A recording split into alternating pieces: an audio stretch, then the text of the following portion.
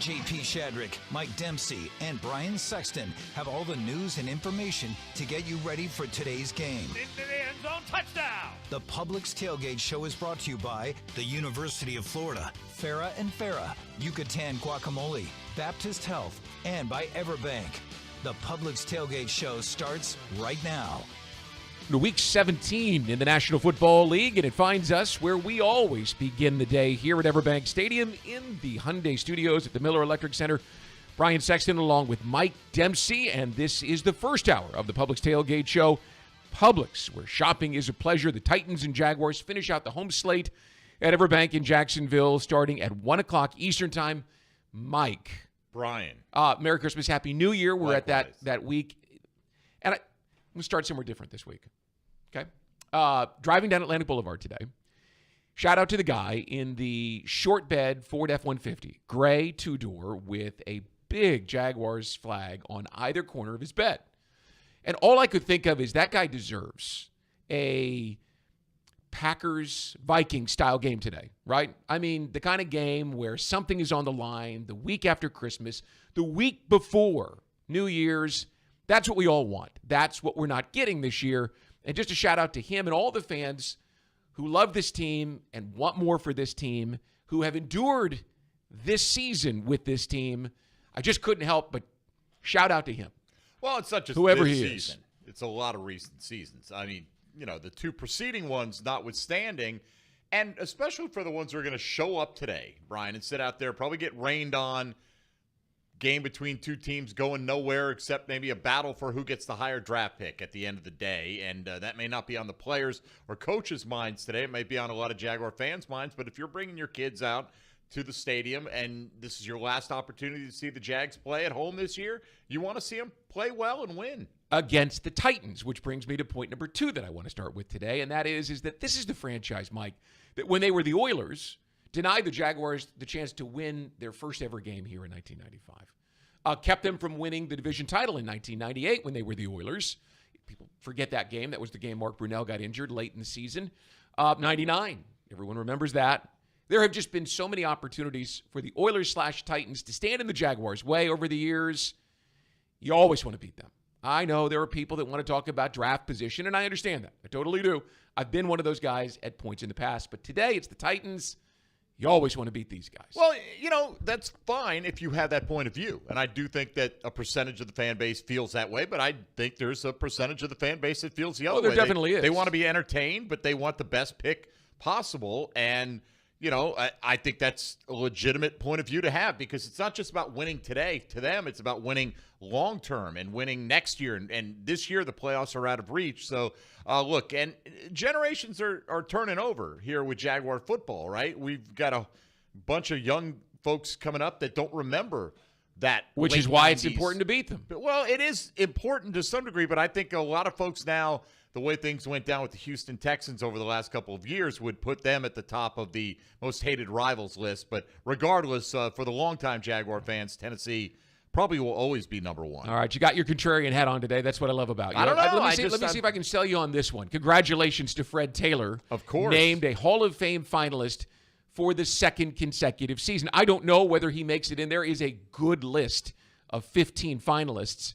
He deserves to go in. Whether he will or not, we'll find out Saturday night before the Super Bowl. But massive congratulations to a guy that we all believe belongs in there. Oh, absolutely. He's the only running back among the finalists, so hopefully that gives him a leg up. But, let's not forget Torrey Holt, who wore this uniform for a year as well and is a hell of a guy in his own right. And he is a finalist once again for this honor. So I wouldn't mind seeing both of those guys go in together. If you haven't seen the list, it includes some first-year guys. Luke Kuechly, the linebacker from Carolina. Eli Manning is obviously a guy with a couple Super Bowls. But Fred is there in the room when the debate happens, and that's the most important part. Sam Kuvaris, the longtime Channel 4 sports director, has the vote for the Jacksonville market, and he will be presenting Fred for the second straight year. So good luck to Sam for a great presentation, and we'll see if things go their way. All right. Are you ready now? And I'm going to do this. And for longtime listeners to my participation in this show, you know that when I hit the button, the first time, every time, it doesn't seem to work on my computer. But today, I have hope that it's going to. Are you ready? It's going to be different. Well, Well, I just turned it off and turned it back on again. So here we go. The top stories. Head coach Doug Peterson doesn't have much to use in terms of positive energy and motivation. That's what happens when you're 3-12 and have had the kind of season the Jaguars have had. And that said, there is a shot at a winning record in the AFC South, which matters to me. And Doug, the head coach, also believes that is important for his football team today. It is. It is. I think, one, you finish the way you want to finish. Obviously, 2 division opponents, and it carries you. It carries you into the offseason. It's the momentum that you want, and so yeah, there's something to be said about that. To play well this week and try to, do everything you can, try to get a win this week, and then go to next week, and if you can do that, then I think that's something you can look at, because then you have to look at the rest of your schedule and go, where did we miss? Where did we come up short in some of those other games? Because then it puts you in a position to each year kind of compete for your division, right? Your division champion, and so this definitely would be a positive, going into the offseason if we can do that. Look, these guys are professional athletes, so they show up and compete, and they only have so many opportunities to do that. So from that standpoint, it does matter. It always matters when you play. But I will disagree with Doug Peterson, and he may truly believe that there's momentum that carries over from the end of one season into the next.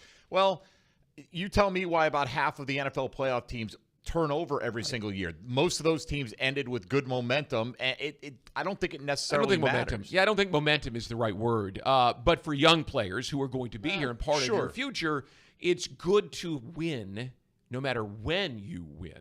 Oh, right? Because they don't care about the draft. Sure, right. They shouldn't care about the draft pick. Here's the other thing. You could sweep the Titans today, and if you beat the Colts next week, you could sweep the Colts. And then, of course, you'd be 4-2 in the division with 2 losses to the Texans. Mm-hmm. If I'm looking at the Texans objectively, I don't think that they're head and shoulders that much better than the Jaguars are in terms of the roster. Now, they've played better. They've won close games. They've got something going this season that hasn't.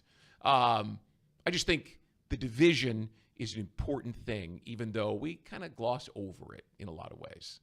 Yeah, look, I understand all that, right? And it should not be in anyone's mind today that the players are going to do anything but try to put the best that they can out there for their teammates, for themselves, for their careers. We hear it all the time. Your tape is your resume. And, whether you're playing here next year or maybe, if there are some coaching staff changes, from the top to anywhere else, maybe the guy that you're working directly under has a new, fresh set of eyes, and he wants to see how you finish out the season and how professional you were in that environment. All those things absolutely matter. All right, let's move on. Mac Jones has 0 problems with motivation. We know what his motivation is. He's in the final year of his rookie contract and understands exactly what's at stake for him. He's 100% not focused on that, he says, as much as he is setting an example for his younger teammates about what's important.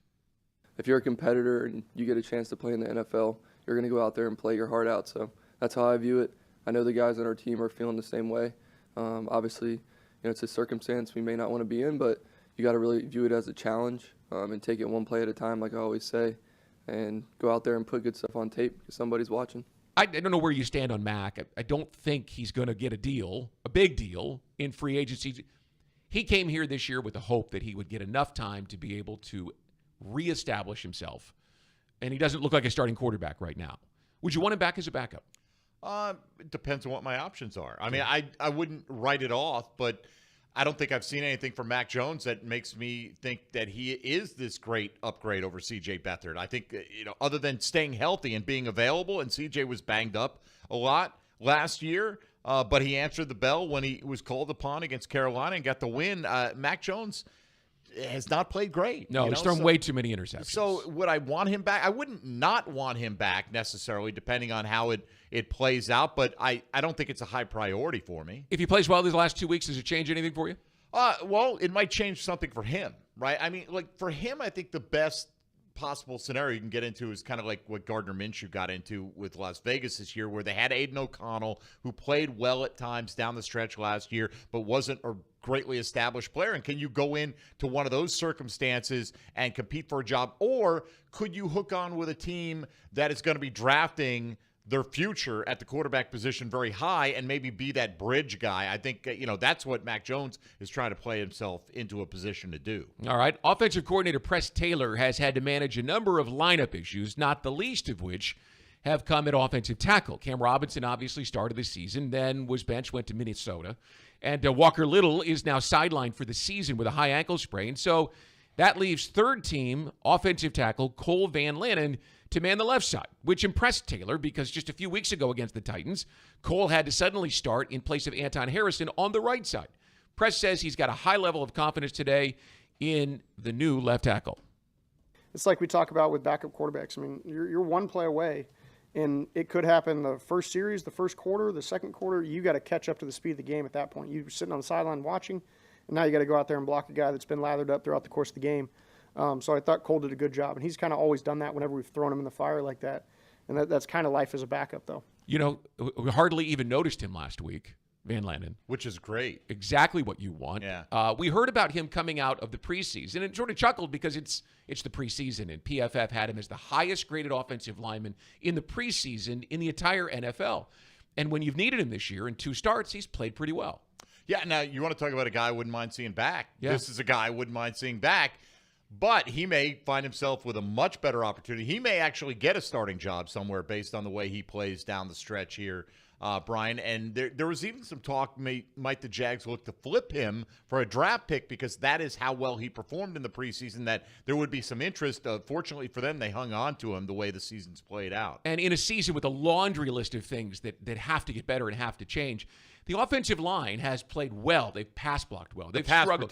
They have struggled to run block all season long. This is not a good run blocking line, but the pass protection has been really good, and it doesn't seem to matter who's been in because you've started 4 different offensive tackles at both positions this year. So a nod to what they've been able to do on the offensive line so far this year, Phil Rauscher and crew, in terms of pass blocking. Oh, no doubt. And, like you said, it's been pretty much interchangeable. And, whoever's had to go in there and play, it hasn't been that noticeable, and that's been a positive thing. Defensive coordinator Ryan Nielsen has battled all season long with a group of safeties that have not, like the offensive tackles, played their best football. You know the names, Andre Sisco, Darnell Savage, Antonio Johnson, Mike. They've all had their share of mental mistakes, big mistakes, the kind that we can recall like opening day in Miami, which we'll get to before we're done with the top stories here today. It's contributed to the worst pass defense in pro football, but he does have a glimmer of light to work with this week as a fan favorite. Dewey Wingard is poised to return to action. He'll also be the captain today. Yeah, for sure. He was in the plan the whole way, the rotation, the plan from the very beginning, and so he made some plays. He had a good camp and then had an unfortunate injury, and we changed some things defensively, personnel-wise, because of that. So, but we're glad to have him back. It's good to see him out there, fiery, physical, running around, high energy, and so that was good. It was good to have him back for sure. Fan favorite. You listen to Dewey Wingard this week, and he believes he was ready to return to more extensive action sooner than today, and signaling that's going to happen is naming him a captain for this game. You expect him to probably start and play significant time today. And, he was kind of fired up pretty blunt about it. Like, hey, I can't do anything about it, but I look at myself as a starter in the National Football League, and I can't explain to you why I haven't been getting reps. Well, circumstances have given him the opportunity to show us once again what he can do. And we will hear from Dewey in the Baptist Health player interview coming up in our next segment. But one final thought, and it's big picture, Mike. It started off with a bang in Miami. Jaguars up 17-7, a chance to go up 24-7 on the Dolphins late in the third quarter. Then the Travis Etienne fumble, then Tyreek Hill's 80-yard touchdown, and suddenly the bang was that game exploding in their faces, and with it, perhaps I believe, their season. Tank Bigsby offers a little perspective on a team that has lost 17 of its last 21 games. Just the Miami game, we just beat ourselves. We gotta. I feel like we come out and less mistakes. We'll come out and win that game, man. I feel like that's how it's been all year. We just gotta handle our job as players and handle the little things. Can't turn the ball over. Can't miss blocks. Can't do none of those things. We gotta play for each other and go out and be our best version of ourselves. That's why we're professional athletes. But I feel like that game didn't have nothing to do with last year, but I feel like last year put a put it like a chip on our shoulder, you know, but obviously this year we should have a bigger chip on our shoulder for coming in next year. Yeah, case in point, that chip meant nothing. Nope. Absolutely nothing. And that first half of that quote could have been played after almost any game this year. Yep. Right? We kept beating ourselves. We kept making mistakes. Well, this is who you are. I mean, you've done it repeatedly over and over. It's not just, hey, if we play our game. This is your game. Right. Unfortunately. Wingard said the same thing this week. Like, hey, you know, I can't tell you what happened this week because it's been happening all year long in terms of penalties and mental mistakes. Well, listen, we thought maybe opening day was an anomaly, right? It was an exception, that this was a better team than that. And it turned out to be the rule and not the exception all season long. By the way, Tyreek Hill has not had a 30-yard reception since that play. Wow. All year. I don't think that makes me feel any better. No, it doesn't. Right? But at the time, we're thinking, it's Tyreek Hill. No, he's going to do this a bunch this year. No, he's not. No, he hasn't. All right, coming up on the Publix Tailgate Show. I hate to lose, and I hate not playing. I hate not playing great. I hate being the guy. I don't want to be the guy that messes up. And the Jaguars need him to be the guy who doesn't mess up today. Dewey's back in the lineup and ready to represent in this week's Baptist Health Player Interview. But next, CBS Sports senior writer Pete Prisco's perspective. This is the Publix Tailgate Show, and you're listening to Jaguars Radio.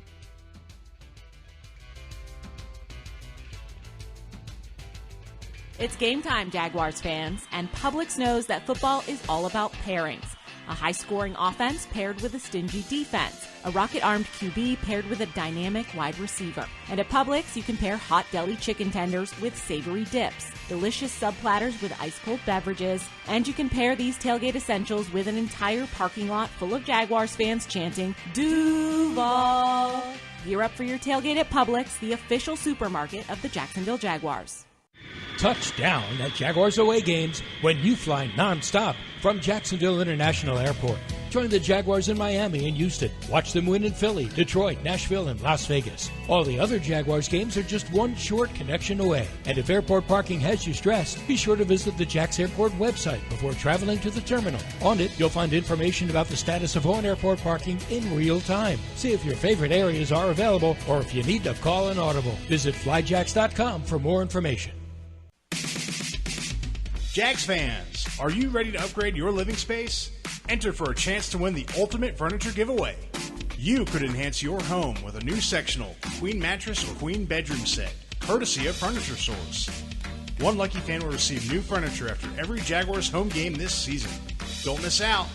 Enter today by visiting jaguars.com/sweepstakes. Jaguars.com/sweepstakes. Selections will vary by game. You've been putting back a few, and a few becomes a few too many. For a moment, you think of calling for a ride, but nah, you live nearby. What's the worst that could happen? You get pulled over, your insurance goes up, you lose your license, you total your car, you kill someone. The results of driving drunk are tragic. That's why law enforcement is out there looking for impaired drivers to save lives. So if you think you're okay to drive after a few drinks, think again. Drive sober or get pulled over. Paid for by FDOT. Are you suffering from shoulder pain? If you have clicking and popping in the shoulder joint, persistent pain that intensifies with use, an inability to lift your arm over your head, or a tingling, burning sensation in the shoulder, elbow, or wrist, waiting to see a doctor could make your injury worse. Baptist Health and Jacksonville Orthopedic Institute have innovative and effective treatment options available right now to relieve your pain and restore your mobility. Don't wait. Call 904-JOI-2000. It'll only take a minute, they said. But it took a minute to find the aisle with the cheese sauce, a minute to find the shelf with the cheese sauce, and a minute to text pictures of all the cheese sauces.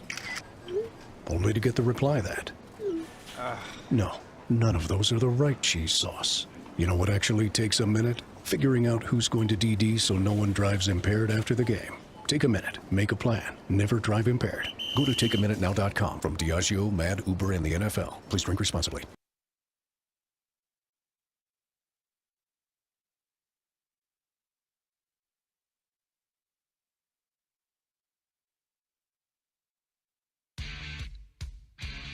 The Publix Tailgate Show continues here. Brian and Mike with you from the Hyundai Studios in Jacksonville. We have a 1 o'clock kickoff for the Titans and Jaguars in the season finale from EverBank Stadium in Jacksonville in Week 17. And our game today is presented by Publix. where shopping is a pleasure. Only one home win so far for this team this year. It has not been pleasurable for Jaguars fans to come to EverBank Stadium. No, we've talked about the ups and downs throughout all of it, Brian, and we just talked a minute ago about, the self-inflicted mistakes. But fortunately for the Jags, they get to close this chapter in a couple of weeks and begin a new one. But when I talked with Pete Prisco of CBS Sports this week, we started with a few thoughts as we approached the end of the season. Well, for Jaguar fans, it can't be any worse of a year than it's been. So on to 2025. But first, you got to play a couple more regular season games starting today. And Mike, it's been a rough go of it lately. It has been a rough go of it. And, injury-wise, it hasn't always been the worst season for the Jags. But it seems like when they hit, they've all been on one side of the ball. Trevor Lawrence is out. Evan Ingram's out. Christian Kirk is out. We can go on some of the offensive guys. But Walker Little, the latest one added to the collection, Pete, with a high ankle sprain. How did he play when he was on the field after he signed that contract? And what have you seen from Cole Van Lanen when he's had to fill in? Walker Little, after signing the contract and being the starting offensive left tackle, was really good before the injury. So it's kind of a shame that he did get hurt because he had been playing, I think, his best football. And he played some really good edge rushers. So I think that is good in the run game, too. So I think that was an important step forward for him. And I'll be honest with you, watching the tape, Van Lanen was pretty good the last couple games when he's come in off the bench. And he was good at left tackle, filling in for him. He's limited physically, but he battles and he seems to know what he's doing, and he's tough in there. So I think it's good that he stepped in and played and did what he did. You'd like to have Walker Little on the field, obviously, but Van Lanen did a nice job. Well, you go back to the preseason, and he was one of the highest-rated offensive tackles in the league by guys at Pro Football Focus. So I wonder, with Cole Van Lanen, an impending free agent, Pete, I'm not saying you give him starter money, but do you try to bring him back as your swing tackle, or do you just hope that Javon Foster develops? No, I think you have to look at bringing him back as your swing tackle. I think he's, and we'll see. He's got 2 more games, but we'll see. But he's done a nice job, and I think those kind of, players are important. You got to have the extra tackle. We'll see what happens at times when guys go down, and I don't think Foster looked anything close to being ready to play. So, no, I think you'd bring him back. It's not going to be a crazy deal, but I think you bring him back. All right, last time the Jags played Tennessee, there were 18 carries to be had for Tank Bigsby. Now, he's fumbled in the last couple of games. How do you think the coaching staff is looking at him right now? What do you expect the rushing attack to look like today? Oh, I don't think it'll change. And I know fumbling is a concern. Look, he broke into the clear. He had the fumble, and you got to, put your head down and put it away and go move forward. And I think, if it's a constant thing where he's fumbling on an everyday basis, then I think it becomes an issue. But look, both those guys can carry the football. I'd be honest with you. I think, ETN lately has been bouncing a lot of stuff. I don't think he's been popping into the hole when it's been there. He's been bouncing, looking for the big play. I think Bigsby's run a little bit better at times in between the tackles, which is what you expect from those two. You expect Bigsby to be a better in between the tackles runner. You expect ETN to be a better guy catching the football out of the backfield. Overall, Tank has made a big improvement from his rookie season. We're hoping to see the same next year out of Mason Smith, although it looked like he had his best game last week, Pete, so far of his first season. What have you seen from Mason Smith? Growth. And he's a powerful player. And, look, the tricks of the trade aren't there yet, but he gets by with his power. He did some really good things in both the run game and the passing game, pushed the pocket. But, again, it's the learning on the fly. He didn't play a lot early in the season for whatever reason. There was, the benching or the being a scratch and then not being healthy enough. But he's a big player in there. And I think he's a guy that you got to look to for the future because there's a lot of talent to build around. And I think he just needs more experience and learn the tricks of the trade, how to disengage from offensive linemen. I think that's the next step for him. Yeah, a couple of years ago, the Jags beat the Titans to win the division and get into the playoffs. They lost to them in a similar scenario last year. But do you think that the modern era of Jaguar football, the players have that dislike for the Titans other than the fact that they're like any other team in the AFC South, as much as, let's say, the fan base does? No, I don't think so. In a large part, Mike, because back in the day when they were both really good, that it was such a big deal. And they beat them in the championship game in Jacksonville. They beat them 3 times in '99. And both teams are really, really good. And nowadays, most of the time, they haven't been. And so I don't think there's the same hatred for the Titans inside the locker room as there used to be. I know the fans still hate them, but I don't think the players feel the same way. How do you see it going down today? I think Jacksonville's going to win the game. I really do. Again, that's not necessarily a good thing, but I think they find a way to win the game. They're going to hurt their draft stock if they do it, but I do think they win the game. You're at home. Look, Mason Rudolph hasn't been any better than Will Levis. I think they find a way to win the game. Although I would say I would rather face Will Levis the way he'd been playing recently than Mason Rudolph. In fact, when they played the Titans last time, we remember Josh Hines-Allen got that sack right before the half, drove Levis into the ground, hurt his shoulder, and I thought, uh-oh. Yeah, that might have been the worst thing you could have done at that point in time. The good news for the Jags, potentially, is Mason Rudolph threw 3 interceptions last week against the Colts. The Jaguars have gone 5 straight games without a takeaway. Yeah, it's been an epic problem this year. Terrible in that department. Well, perhaps Andrew Wingard can have something to do with that. He had a pretty good game last week, and he's always been one of those guys who finds a way to make a play in a key situation. Go back to the Cowboys and Ravens games in the later part of that playoff run in 2022, and you find Dewey all over the place doing things. He hates to lose. He hates to watch. And the Jag safety did too much of that while he was working to get back from the training camp injury that sidelined him for most of the season. And we just heard defensive coordinator Ryan Nielsen tell us he was a big part of the plan in losing him hurt. Dewey's driven by the pain of losing and knowing that this football team should be better than it has been this year. He isn't happy with the way it's turned out, but he's happy to be back on the field with a few games left to play. It just feels good. The biggest thing for me is just knowing that I came off the injury and it's not a hindrance. That was the biggest thing is, you get in those rehab days and you're not sure you're going to be back. And first couple weeks at practice, you don't quite feel like you used to. And then you finally wake up one day and you got the juice back in your legs. So that was the biggest part. And then just to go out and just go play ball felt really good. And I've always said I hate sitting on the sidelines and not being able to contribute because I know I can. So it feels good. You're one of those guys that loves football. You just see it. You hear it in every answer you give. Where does that love come from? Where did it, from a little kid or somebody give it to you? I think it's just the competitive nature in me. I just love to win, but I hate to lose. You could ask my parents, and I would always be crying after Little League games and stuff if we lost. So I just love to compete. I love to go out and in front of thousands of people and just not think and just trust all the training I've put in. So that's the most fun thing for me. And I think that's what I love so much about it is it's a discipline. And the harder you train, the better you can relax and go play hard and play great. It's a fine line, right? Loving to win, hating to lose. But it's really that hating to lose is the difference between good and great in a locker room like this, isn't it? Absolutely. I mean, winning's all good, but when you feel like this every day, if you're a real one, it kills you, and it kills me. But that's the hard part too, is you can go out and play great, and the team can still lose. So you definitely have to balance it. But I hate to lose, and I hate not playing. I hate not playing great. I hate being the guy. I don't want to be the guy that messes up. So that's what pushes me day in, day out. And I know we got guys like that on this team, but just from my standpoint, that's kind of how I feel. You've been around this when it's good and when it's not so good.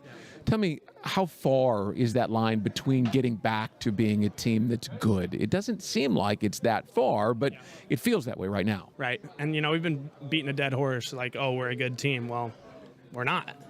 You're judged off your wins and losses, and that's the only thing that matters. So it's a fine line, yeah, but the jump isn't that big. It's not like some teams I've been on here where you literally just can't. You have no chance. But we got too much talent in here to say we're a terrible team, because we're not. But yeah, it's a fine line. But at the end of the day, it comes down to who can play the X's and O's at a high level, because as cliche as it sounds, when you get to this high level, the game almost becomes simpler of cover this guy or make this read, make this key. So that's kind of what it is. It might seem trite, but you have a shot at a winning record in the division. I think that matters, because the Jags have always struggled in the South to get a leg up. Does it matter to a player? At this point, you're just going out and you're trying to play great. You can't really – you're trying to win, obviously. I mean, I haven't read into a winning record in the division or anything, but as a player, you just want to go out and put out the best tape you can and do it for your brothers with you. Well, then let me give it a different spin. If you win the last 2 games and you have a winning record in the division, it means you've got some little juice at the end of the year. I mean, you don't carry momentum necessarily, but it gives you something to go into the offseason feeling good. Right. Yeah, I don't believe in that, though. You feel good if you make the playoffs and you have success, honestly. That's how this league is, and I've seen it too much. You can't have moral victories that way, and I think that's a good thing because this is the highest level of the game, and it should be that if you don't perform, whatever happens to you happens, but it's a dog-eat-dog world, and if you want to go be that dog, you got to earn it. On the field and in the locker room. Yeah, no doubt. We're just looking at some of the numbers as that was rolling on turnovers created, and hopefully he can factor into that, Brian. The Jags have only recovered 3 fumbles all year, only forced 4. Those are league-low numbers in both. And they have 5 interceptions. Only 2 teams have fewer, the Giants and the Browns, and the total turnovers at the bottom of the league. 5 straight games without a takeaway. Mm-hmm. I mean, you listen, for an offense that's been struggling with a backup quarterback and without key players, if you can't help them on defense by giving them extra possessions or short fields, they're going to struggle, and they have all season long. It's been epic. And look, and we get it. If you're not leading in the fourth quarter, you can't just pin your ears back and go after it defensively. But every other team, no matter what their record, has managed to create more turnovers than this team has this year. Just one more story in a season filled with things that haven't gone well for the Jaguars. All right, coming up in about 15 minutes, Hall of Famer Tony Boselli and Jeff Lageman join us from the broadcast booth. But up next.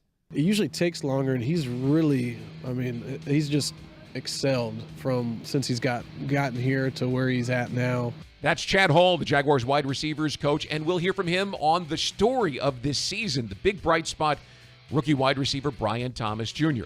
That's next on the Publix Tailgate Show, and you're listening to Jaguars Radio. It's game time, Jaguars fans, and Publix knows that football is all about pairings. A high-scoring offense paired with a stingy defense. A rocket-armed QB paired with a dynamic wide receiver. And at Publix, you can pair hot deli chicken tenders with savory dips, delicious sub-platters with ice-cold beverages, and you can pair these tailgate essentials with an entire parking lot full of Jaguars fans chanting, Duval! Gear up for your tailgate at Publix, the official supermarket of the Jacksonville Jaguars. Sims Crane and Equipment is the Southeast premier crane rental company since 1959, serving Florida, Georgia, and Alabama with cranes up to 800 ton for all of your heavy lifting needs. Sims Crane is the Tadano rough terrain crane dealer for the state of Florida. Inspired by the past, committed to the future. Choose Sims Crane and Equipment for all of your heavy lifting needs. Sims Crane is a proud partner of the Jacksonville Jaguars. It's storm season, and JEA is committed to keeping you informed. In the event of a storm, we'll text and email you about the status of your services. We use Facebook and Twitter to post real-time updates. Our live outage map on JEA.com lets you track restoration progress. And as crews work to restore services, our storm outreach team will be in local neighborhoods to answer your questions. Because as your community utility, JEA is here to keep you safe and connected. Your community, your utility. You say there's nothing quite like the feel of the open road when you ride a motorcycle. You know it takes concentration, knowledge, and skills beyond those required to drive a car. Ride Smart Florida would like to take this opportunity to remind you to enjoy the road, but to always ride smart. S-M-A-R-T. Say no to drinking and riding. Make yourself more visible to motorists. Always wear your helmet. Ride in control. Train regularly and get endorsed. Visit RideSmartFlorida.com for more details. Do you ride smart? This message is provided by the Florida Department of Transportation. Football and Miller Lite. Duval's greatest pairing. Can cracks at kickoff. Tailgates going well past postgame. Sunday night overtime. For the touchdown. Followed by Monday morning pride. Knocking on bar tops for luck. Kicking back on any given Sunday. You never forget the way some things taste. Jags football tastes like Miller time. Celebrate responsibly. 2023 Miller Brewing Company, Milwaukee, Wisconsin. Hey fans, it's Tyson Campbell, cornerback for the Jacksonville Jaguars. This season, your game day is getting even tastier with Al's Pizza in the stadium. And every time we get a pick, you'll score. If the Jaguars get one interception, you'll enjoy buy one, get one free pizza at any Al's Pizza location Monday through Thursday after the home game. 2 interceptions, a free dessert. And 3 interceptions, that's a free appetizer. Just tell them you want the Jags pick. Up your game and get your Owl's Pizza at the game or any of their locations.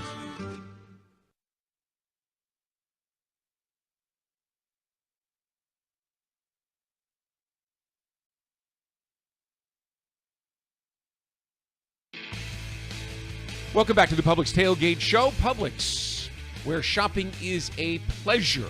Brian and Mike with you from the Hyundai Studios. The Titans of the Jaguars kick off at 1 o'clock in the season finale from EverBank Stadium. And it's time now for our weekly commentary from Rick Ballou.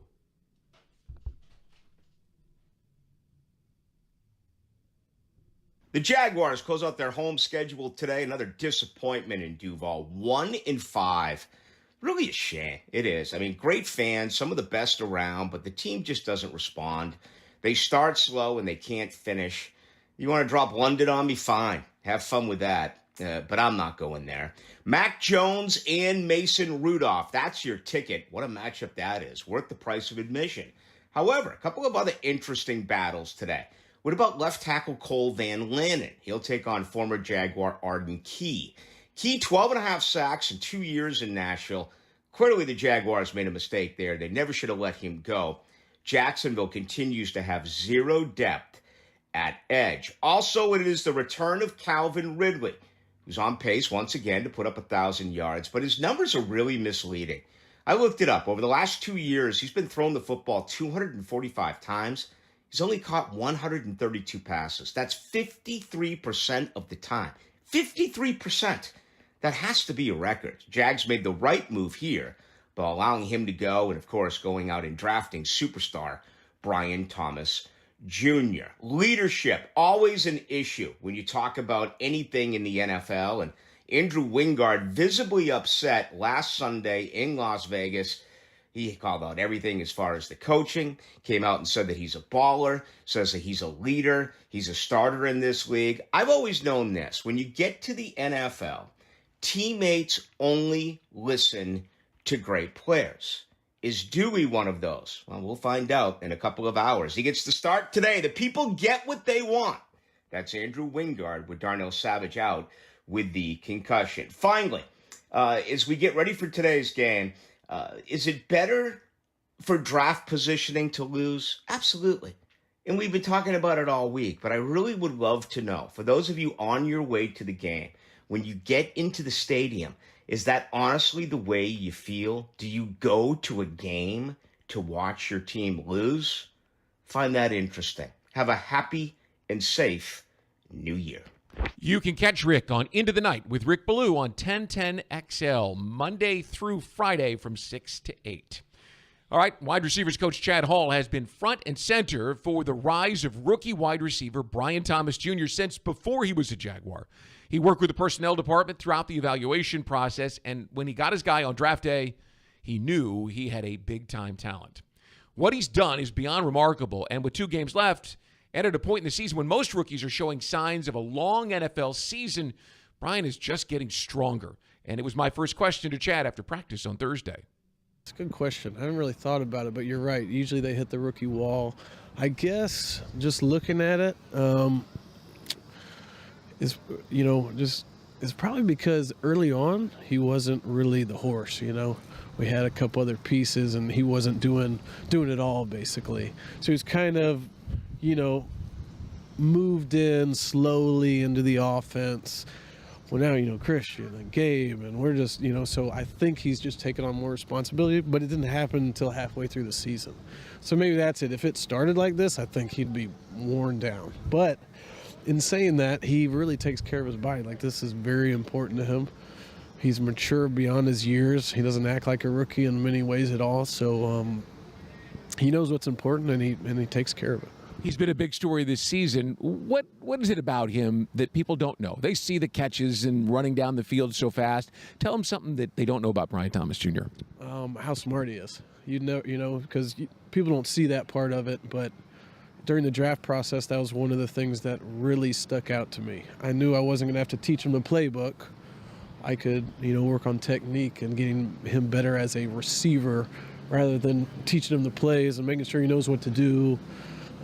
We move him around, He has no problem with that. So I think that's probably people would never know about him how smart he is. He's very, very smart. You know what it takes to be great. You've worked with great receivers. Does he have what it takes to be one of the best in the league? Yeah, he does. I mean, I think it's the hardest position to transition from college to the pros, because it's in college a lot of different coverages, a lot of off covers. Now it's in your face.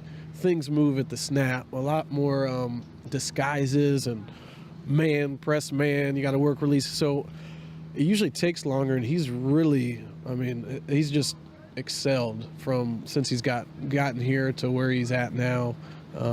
He's just really progressed every day. But again, it's important to him. He works. It's not just what you see out here. He works in other ways. So it's credit to him. It's not just him. Parker Washington's had to play a lot more this year, too. He hasn't got quite the amount of attention, but he's been really productive. Is that what you saw from him? Yeah, last year, he was coming off that leg injury, and he wasn't himself. That's another guy. Those two guys who are two outside starters right now. He's all ball all the time. He lives, eats, breathes everything football. And so he's healthy. He didn't come in healthy last year, and he went through the season not very healthy. Now he had a full off season and really got to work on his craft, and he's a totally different player. He's a guy who last year we thought was a slot-only guy, and then through OTAs and everything, I was like, you know what? At the time, he was our first fill-in, outside or inside. I was like, we're just going to work with him outside. And to his credit, he has really mastered his craft out there. It's a totally different position, but now he has that ability to go inside and out, which not a lot of people do, and he can excel at both. Does it surprise you that he's as good outside as in? Because I think when you look at a shorter receiver, you think, well, that guy's inside. Yeah, he's really fast, and you don't know that. And he's super. You know how strong he is with the ball, and he can make people miss. But he's really quick. He runs really good routes, but you don't know how fast he is. And last year we didn't see that because he was hurt, and I didn't think he was fast. And now he's healthy, and he's very fast. So you got to have speed out there, but he's got the speed to do it. What's your season been like? Your room in particular, you've got Gabe Davis and Christian Kirk, two veteran guys, and now they're gone. And it's got to have been a challenge, but is it rewarding in a sense as well for what you've been able to accomplish with these young guys in a disappointing season? Well, it's a credit to them. I come out here and I push them every day, and I challenge them, and we try to get better. But all they've done from day one till now is put their head down and work. So, I'll go into a foxhole with anybody I know who's going to work their ass off, and that's what it's all about. It's showing up and working, and we've gotten better every day. And I think it's credit to the whole group pushing each other. But yeah, people have had to step up in spots where at the beginning of the season they didn't know they were going to be, and they have, mentally and physically. But it's been great. I got a great group of young men. So Brian Thomas Jr., 1,088 receiving yards with 2 games left. That's the most of any rookie receiver in pro football this year. 9 touchdowns leads rookie receivers as well. A note, he needs 226 yards but over the last 2 games to go from 11th to number 5 in the all-time rookie yardage record. He displaced Randy Moss. He's going to end up somewhere in the top 10 among all rookie receivers. And this note, congratulations to LSU. 5 of the top 10 rookie receivers in that list will have been from LSU. Just interesting. Yeah, unbelievable. Brian Thomas Jr. is the one guy every member of the fan base agrees on. Yeah. The one about, his place and his importance to this organization if they're going to get it turned around and turn themselves back into winners again. So update us on the target tracker. You called for at least 12 a game a couple of weeks ago. Look, he's been getting double digits the last 4 games. So I think right in line with what we've been seeing. I think the Jags woke up, as we talked about a few games ago at halftime. Doug Peterson referenced it, but they've been peppering Brian Thomas with targets ever since, and it's paid off. He's had, 10, 12, 14, and 13 in the last 4 games, so I'm expecting somewhere in the 12 to 14 range again today. And what's really promising about him is that he's doing this knowing that the coverage is tilted towards him in a big way. He's the one guy on the field right now that they really have to pay attention to. Imagine what it's like. If you think about the passing game in pro football, it's not that much different in terms of spacing than pro basketball, right? You need the shooters. You need the guys to spread the field out. What can he be when he has other receivers that draw attention away from him? he can be that Jamar Chase kind of guy. Right, and he's showing you that he can be that. He doesn't need that necessarily to be good, to take him to that next level. If he has another, a 1B threat on the other side next year, look out. Yeah, look out for what he is capable of doing. Well, if you're looking for the MVP of the truck game, check out the 2024 Ford F-150. It's loaded with impressive capability and game-changing technology. You can dominate work, play, and everything in between. Test drive an F-150 at your local Ford dealer. They're a proud partner of the Jacksonville Jaguars. Coming up at 11, Hour 2 of the Publix Tailgate Show. When we return, Jaguars analyst Jeff Lageman and Hall of Famer Tony Boselli join us from the broadcast booth. The Titans and Jags are on deck in Week 17, and you're listening to the Publix Tailgate Show here on Jaguars Radio. It's game time, Jaguars fans, and Publix knows that football is all about pairings. A high-scoring offense paired with a stingy defense. A rocket-armed QB paired with a dynamic wide receiver. And at Publix, you can pair hot deli chicken tenders with savory dips, delicious sub-platters with ice-cold beverages, and you can pair these tailgate essentials with an entire parking lot full of Jaguars fans chanting, Duval! Gear up for your tailgate at Publix, the official supermarket of the Jacksonville Jaguars. Champions are built from the support and encouragement they get from the team around them. No one knows that better than Jacksonville Jaguars wide receiver Brian Thomas Jr. As one of the nation's largest pediatric health systems, Nemours Children's Health gives hope to future champions every day to go well beyond their limits. Together, we can redefine children's health. We are Nemours Children's Health. Hey Jags fans, Extreme isn't always about heat, it's about flavor. And 505 knows flavor, so wake up those sleepy taste buds with 505's new lineup of premium craft salsa. Powered by the bud-kicking boldness of fire-roasted Hatch Valley chilies, 505 sauces are more than enough to bulk up any simple spread. Ignite your sense of boldness with 505's all-new assortment of fiercely fiery flavors featuring 505's new black bean and corn craft salsa. And of course, 505's award-winning flagship flavor, Southwestern style. When you show your home love with a natural gas water heater, it loves you right back with more cost-efficient, endless hot water. Hon, hurry it up, please. And right now, you'll love earning a cash rebate up to $700 when you install an energy-efficient natural gas water heater. We're going to be late. Again. What? Did you say something, hon? To learn more and how to qualify, visit peoplesgas.com/rebates.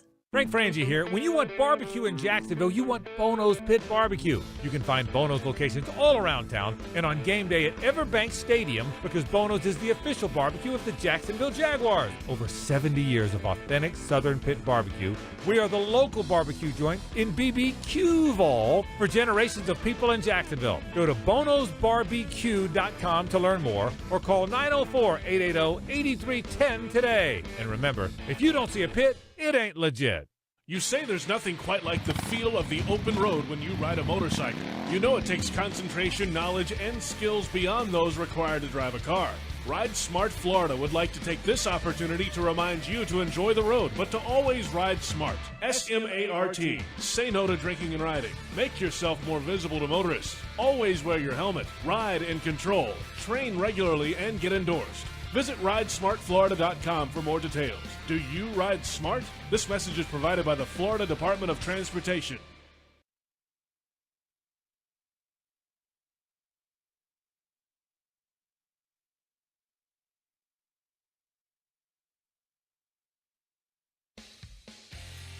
Welcome back to the Publix Tailgate Show. Brian and Mike with you from the Hyundai Studios inside the Miller Electric Center. Kickoff at EverBank Stadium between the Jaguars and Titans is at 1 o'clock this afternoon. Season home finale. And the game is presented by Publix, where shopping is a pleasure. Time now for the first rounds on us. New York Jets, first round choice. Jeff Lageman. Jacksonville Jaguars have selected tackle Southern California, Tony Boselli. And the first rounds on us is presented by Ancient City Brewing. Taste history, make history, and we welcome Jeff and Tony from the broadcast booth. Hello, gentlemen. Trust you had a great Christmas and looking forward to a Happy New Year. Absolutely, Brian, and looking forward kind of at this weather, right? I mean, you know, our booth faces to the east, and I'm looking down at my phone. looking at the radar going, uh-oh, what's it going to be like here in a little bit? We'll have to wait and see, though. I feel like we've exhausted the list for finding solutions presented by the University of Florida, the number one university in the U.S. News and World Report's number one state for education. Sadly, I didn't mean that to be funny, but it kind of is. Well, I don't think we found one solution so far. We got 3 wins. Well, Brian. hold on. Listen, I think we found lots of solutions. Whether they could execute them or not, who knows? That's how much faith I have in you. I love it. And in Jeff. So how do you get just one turnover today? It's been 5 weeks since that Vikings game when they had 3 of their league low 8 turnovers. How do you do anything today? Well, turnovers come from pressure, and this team does not pressure very well. And, I mean, if you look across the league, most of your turnovers are going to come from hitting the quarterback, forcing the quarterback into early decision, and obviously if you punch at the ball, for the running back. But it's all about pressure, and if you look at this team, they've struggled to get to the quarterback. They've struggled to consistently impact that individual, whether inside the pocket, outside the pocket, does not matter. And because of that, you have low turnovers. And last week we saw, a team that was really comfortable dropping back. There was almost no pressure. And, again, you come into this week of not a very good offensive line. But, Jeff, the question is, can you take advantage of it? Because so far this year we have not. Well, and we're kind of putting that all on the defense. I think some of that goes to the offense, too. I mean, when you score points, you put your opponent in a position that they feel pressured that they got to make things happen, and they become a little bit more aggressive. So it's kind of twofold as to why it's not happening. The Jaguars' offense is not functioning at a high level with Mac Jones at the helm and numerous guys that are out with an injury. And then the Jaguars' defense has been poor all year. I mean, it's just the fact of the matter. And I don't know if it's going to change today or not, but look, if it was ever going to change, this would be the game, right? Tennessee Titans lead the league in giveaways with 32. In the last 2 games alone, the quarterbacks for the Titans have had 6 picks. So you hope that Dewey Wingard's impact can be felt a little bit in the back end and they get an interception or 2. That'd be great. And, of course, the Jags defense has good memories from the last time they played this Tennessee team, holding them to 6 points, guys. And that was with Will Levis at quarterback. They have made the switch to Mason Rudolph because Levis has been bad, ineffective. What's the better matchup for the Jaguar defense? Are they better off facing Mason Rudolph, or would they have preferred to have Will Levis still in there? I think they'd rather have Will Levis. Will Levis just has a real hard time seeing the field, and in the last 2 games, and even though it was kind of playing catch-up last week, the Titans have scored 57 points in the last 2 games, and that's for the most part with Mason Rudolph at the helm. So I'd rather see Will Levis, and I think they would rather see Will Levis as well. Yeah, I agree with Jeff. I mean, I think if you look at the first matchup, Mike, you talk about defense playing well. I mean, points on the board, agreed, but I think we all would say after watching that game live, watching the tape, there were multiple opportunities Will Levis had to take advantage of some matchups and just did not. Even wide open individuals in the end zone and decided not to throw it to them. So I agree with Jeff. I think Mason Rudolph is the choice. If you're the Titans, I think we'd rather see Will Levis. Yeah, and well is a relative term. Compared to most of their outputs this year, I thought it was a pretty good job. Mike, you're right. I mean, you give up 6 points, that's a win. Yeah, no doubt. And I understand your point as well. You had that one, like you said, I think Chigakonkwo wide open in the left front corner of the end zone and didn't even look his way on that. Flip it around to the other side. And Mike, and here's the crazy thing. The way that he threw was right in the same direction as Chigakonkwo. Right, he picked the covered guy. How do you not see that? Yeah, it'd be one thing if Okonkwo was on the other side of the field. But he was right in front of the guy he threw the ball to. Uncovered. In the frame, no doubt about it. Yeah. All right, Brian and I have talked a little bit about Cole Van Lanen and how well he has played so far this morning. Now he'll be the starting left tackle, barring an injury to himself for the final 2 games. What do you make of the job he has done off the bench so far this year? I think he's done exactly what you want your swing tackle to do, is to be able to come in, fill in, day of the game if an injury happens, or if you need him to start a couple games, you feel confident that you can get through and pretty much run your game plan. Now, he's not as good a run blocker as he is pass blocker. But in the pass game, he does a good job. You do not have to fear for your quarterback to say, watch out, no lookout blocks at all. And I think he's been very solid and exactly what you wanted a swing guy, Mike. Yeah, he's been really good and fortunate to have him. especially with the midseason trade of Cam Robinson, to be able to go to a guy like him and have him play the way he's played when given the opportunity. Very fortunate. All right, guys, last time these two teams matched up, the Jags decided to give it to Tank Bigsby 18 times in the run game, only 4 carries for Travis Etienne, but Bigsby's fumbled the last couple of weeks. Do you think he is at all in the doghouse, and how do you think they approach the running attack today? Well, I don't think he's in the doghouse, but where's he at, with his state of mind?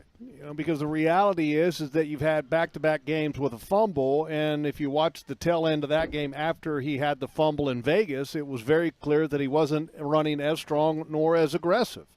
And that sometimes can take away that power or that instinct of a running back because they're too busy thinking about coughing the ball up. So I'm going to be real interested to see how he responds in this game. I think the coaching staff is willing to stick with him because, the fact of the matter is he's the best runner when he holds on to the ball. And I think this is a chance, Mike, for them to try to have a big day. I mean, this Titans defense is coming off their franchise worst performance against the Colts. No, second worst. Oh, was it second worst? Yeah. Oh, sorry. Yeah. Second worst performance after Jonathan Taylor went over 200 yards. They went over 300 as an offense, and they only threw the ball 7 times. And they basically just said, we're going to run it right down your throats, and they did. So now we don't have Jonathan Taylor. We're not a run-first team like the Colts are with Anthony Richardson, but still, I think it has to be a big part of your playbook, and if that's going to be effective, Tank Bigsby has to have a big day. We know Brian Thomas Jr. is likely to have a big day if the Jags continue to force-feed him the football as they have over the last month. Who is the other receiver that needs to step up for the Jags today, or other pass catcher? I'd say Parker Washington. And I think when he's looked at, he's good.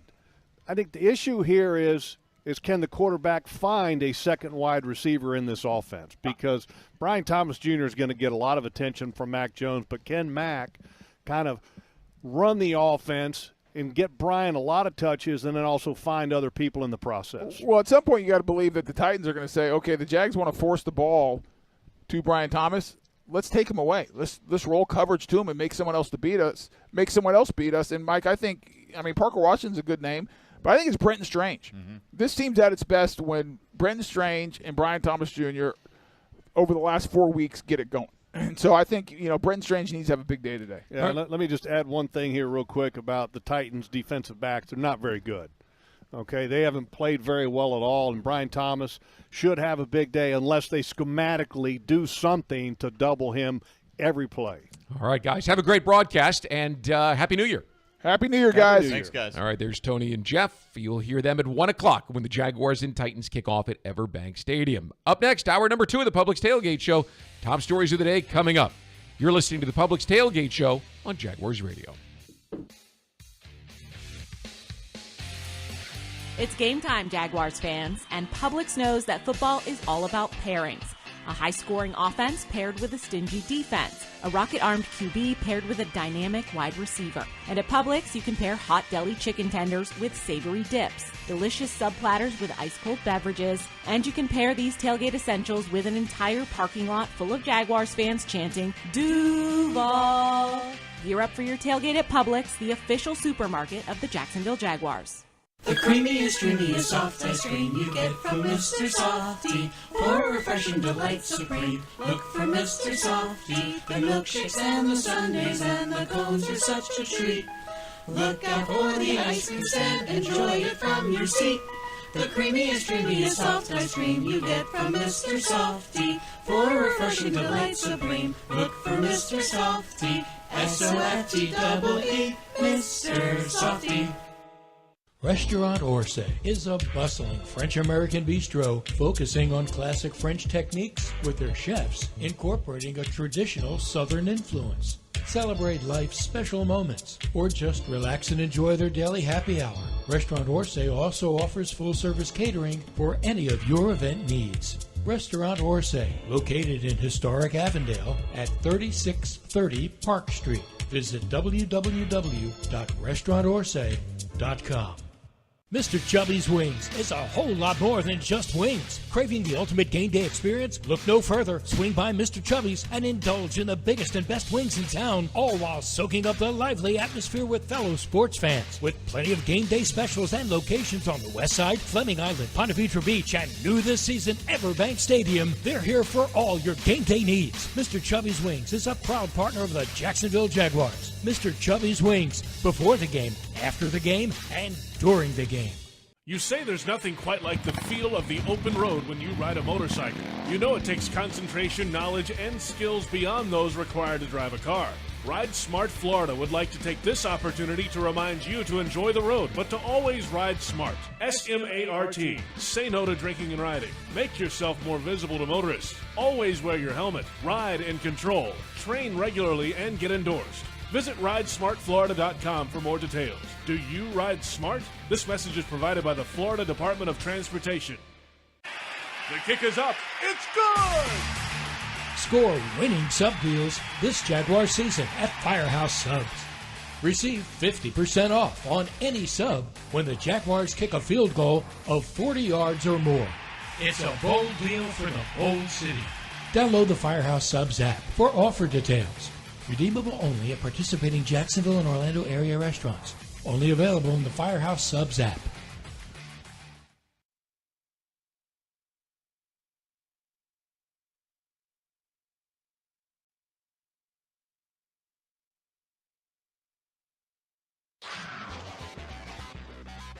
The Publix Tailgate Show continues right now. Is hour 2 of the Publix Tailgate Show. Publix, where shopping is a pleasure. It's week 17. We're 2 hours away from the Tennessee Titans and the Jacksonville Jaguars. It's a 1 o'clock kickoff time at EverBank Stadium. JP Shadrick, Mike Dempsey. We're at the Hyundai Studios, the Miller Electric Center. And today's game is presented by Publix, a division battle. The Jaguars knocked off the Titans up in Nashville a few weeks ago, 4 weeks back, and looking for a season sweep against a division rival, Mike. Yeah, and they've got another potential one next week when they face Indianapolis. So if you want to look at it from that standpoint, they can go 4-2 in the division, which just makes it even that much more infuriating that they've been eliminated from the division race for as long as they have been. That's what it is. It is, you know. The other part of the thing, of course, is draft order for next year. That's what a lot of people are focused on currently. Going into this week, the Jaguars would be third in the draft order at 3-12. Giants 1, Patriots 2. The Titans sitting at number 5 currently with a 3-12 record also. Right. Now, you lose to the Titans, they're going to jump ahead of you in the pecking order and, probably won't win in week 18. So you're probably not going to get that one back. It's where they are. Look, I don't blame any fan who says, I want them to win. I just want them to win long term, and I'm going to prioritize that over anything else. I think that group of Jaguar fans would like to see an exciting, down-to-the-wire game, particularly if you're coming out. If you're going to sit through the weather today, the potential weather for a team that's not going to the postseason, final home game, you've only had one home win all year, you want to see them at least play well, whether they get the most points on the scoreboard at the end of the day or not. You mentioned the weather. Game day weather brought to you by the St. Johns River Water Management District. Florida's water, it's worth saving. Currently 70 degrees, a high of 74 today. There is a tornado watch currently in Duval County, and that's expected to last until about 3 o'clock today, apparently. Thunderstorms expected around noon or so, between noon and 1 today. Wind gusts currently at 25 miles per hour. So buckle in. There could be a little bit between now and kickoff. Let's see what happens, certainly, and hopefully no lightning, no inclement, really bad weather. Let's get some rain and keep on moving things here at the bank today. Here are some of today's top stories, starting with the Jaguars playing the Titans 4 weeks ago. They got a win in Nashville in that game, and head coach Doug Peterson this week on playing a team twice on a quick turn. Obviously they know us, we know them. We're going to have to play them again at some point during the season. The film for both teams and where both teams are within 3 weeks, this will be the 4th week, I guess, is okay. Quarterback Mac Jones with perspective. Definitely part of the NFL scheduling, and I've been in this situation before when you're a younger player in the league and it happens, you're kind of like, oh, we just played them. And then you're kind of like, all right, it's football, and they can change their game plan. You can change yours. So you never know what you're going to get. But at this point in the season, everyone does what they do, and Once again, it's a great defense that we get to go against, and a lot of good players, good coaches. So looking forward to the opportunity. So that Mac Jones performance in Tennessee, 23 of 31, 220 through the air, threw a couple picks in that game, but the Jaguars found a way to get it done 10-6, an ugly game. Yeah, or the Titans couldn't find a way to take advantage of opportunities. However you look at it, the Jags held the Tennessee Titans 6 points, but different quarterback playing for Tennessee today. However, they'll be without Tony Pollard, who's been ruled out. He went over 100 yards in the first game, but Tajay Spears has played well, even with Pollard being active the last couple weeks. Spears has scored 4 times in those 2 games, so he's definitely going to be a threat that they try to utilize heavily out of the backfield today. Jaguars' running game has been inconsistent this season. Running back Tank Bigsby had a fumble last week and looking to finish this season strong in the final 2 games. I feel like it's big, because I feel like we finished the season last year like that, and we kind of came into it. We finished the season this year very strong, and we're coming to next season strong, Go out and just compete and have fun, and finish this season 2-0. And that's the biggest thing that we talk about in the locker room. Let's just finish and go out and have fun and be us. Yeah, well, it's not fun when the ball's on the deck as it was last week, and Travis Etienne Jr. has had just an inconsistent season as well. They haven't really been able to figure this out. No, it's going to be interesting to see who gets the opportunities today, because it was 18 carries to 4 in favor of Bigsby the last time these two teams met, but he has put the ball on the ground a couple of times since then. So, I'm not saying they're giving up on Tank Bigsby, but that's one thing you can't do as a ball carrier. If you get the ball 15, 20 times, you got to hang on to it throughout the course of the game, particularly with a team that's not creating their own turnovers. They're so bad in that department this year, with only 8 on the entire season, that giving away a possession is usually a death knell for a team that is struggling like this one is. Let's go to defense now, and coordinator Ryan Nielsen on what changes could be in store the second time around against Tennessee. We have to change some things. That's the biggest, how we call it, down and distance situationally, things like that. But we are who we are at the same time. We've we've been doing that for a while, so just how we call it, I think, is going to be a little bit different than we did last time. Different quarterback, too, so that goes into part of it. Well, the opponent hasn't really mattered too much. The Jaguars, no matter who they play, are giving up some big plays. Last week it was 5 plays of 17 yards or more against the Las Vegas Raiders, and they're doing it in some key moments. That's got to go away. That's been the story of the season on defense. Oh, no question about it. I mean, blown assignments, mental mistakes, blown coverages, what have you. And offsides it's been going on last week. Right. I mean, the lining up offsides 3 times last week, 2 on back-to-back plays by Eric Armstead is, how does that even happen once? But, okay, one time you can understand, and then you do it again the very next play. And that's been kind of their MO all year, though. It's been mental mistakes, errors, shooting themselves in the foot, whatever cliche you want to put on it, JP. But that's not to say that they're this great team and they're just hurting themselves from being what they can be. This is who they are. They've shown that this is who they are now. They played 15 games. There's no denying that this is part of this year's DNA. Darnell Savage, Jaguars safety, out of the game today in concussion protocol, so Andrew Wingard should get some more time on defense this week. He made an impact in last week's game. Officially 2 passes defense. It was 3 at the end of the game, and apparently some scoring changes put him down to 2. Either way, he was all over the field. He's excited to be back out there coming off his knee injury. I'm just pumped for myself just to get over the knee injury, to see that it hasn't hampered me, and I can still go out and play at a high level. So that's the biggest thing for me, and then should be out there with the boys. And I know the season's lost, but go out and put our best foot forward, put stuff on tape. That's what it's about. A lot of people asking today about motivation. I sense you won't have trouble getting motivated. No chance. It's the NFL. That everyone watches the tape. Everything matters.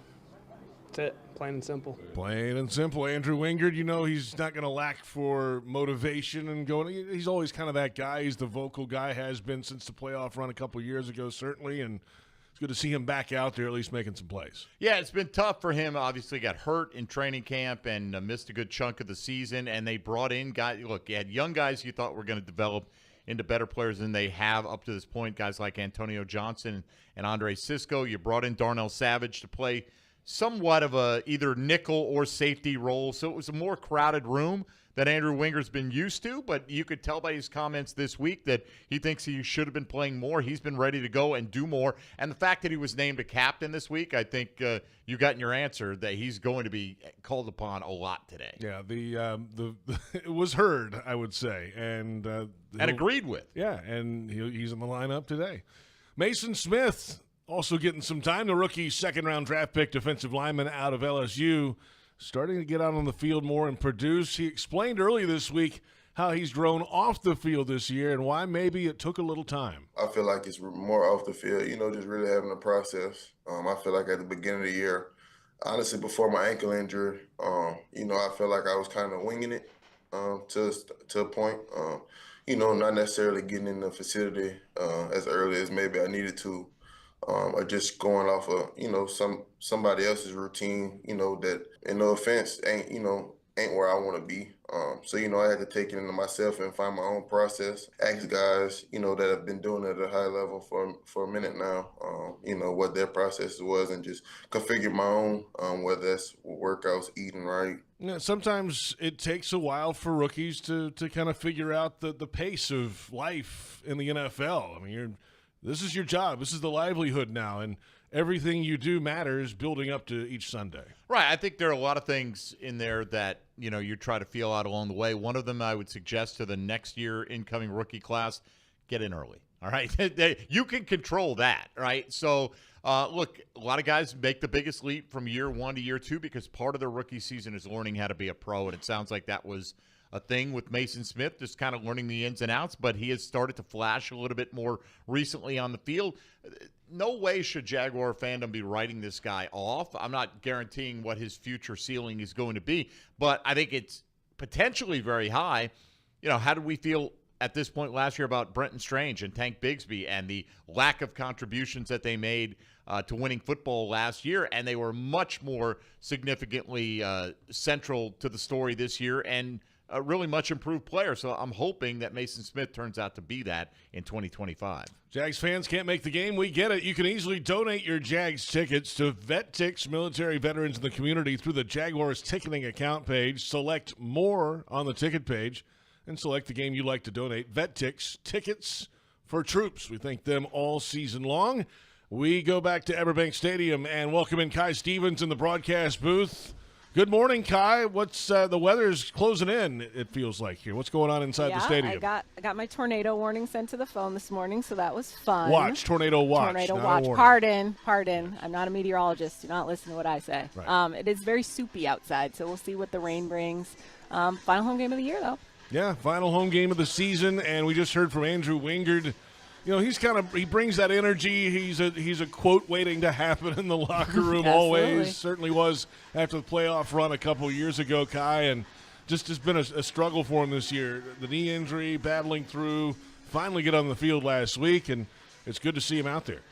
It is, and obviously he's frustrated with that situation. I think everybody probably is, and it's understandable. He got injured in training camp, had that significant knee injury. We didn't see him until midway through the season, work his way back, and then didn't get to start really on defense, didn't get to play much on defense at all. We only saw him on special teams. So he got into the game after Darnell Savage left that game against the Raiders due to injury. So obviously he was happy to be on the field, but frustrated that it didn't come sooner. That's on the defensive side of things. On offense, we just kind of mentioned it here, Kai, and it's been a little bit of a mystery in the running game this year. I mean, Etienne's been inconsistent. Tank Bigsby fumbled the ball again last week, and they can't quite figure out who's getting the carries, when and where, and there's really not been an answer in the run game this season, and I wonder why. I think part of that has to be offensive line. We've obviously given them a ton of credit for not giving up, a ton of sacks and pressures with all the moving parts that they've had, but they really haven't been able to set up the run game the way they wanted. And while half of their job is protecting the quarterback, the other half is setting things up for the run game. And unfortunately, they haven't done a ton of that well this season. And, obviously can lay some blame on the running backs as well, specifically Tank with his ball security can be a problem for him at times. But I think as overall as a whole, there are many issues they need to work on, but establishing the run a little bit better and a little more consistency will take them a long way. Yeah, especially the way Mac Jones has played a lot recently, Kai. Turning the ball over a little bit. A lot more. I think he's got 7 picks already in his starts. A running game would help a quarterback like Mac, who's trying to just settle in and and get things going. And he's got 2 games to go in his opportunity ahead of him this offseason, to put some things on tape, the quarterback, Mac Jones.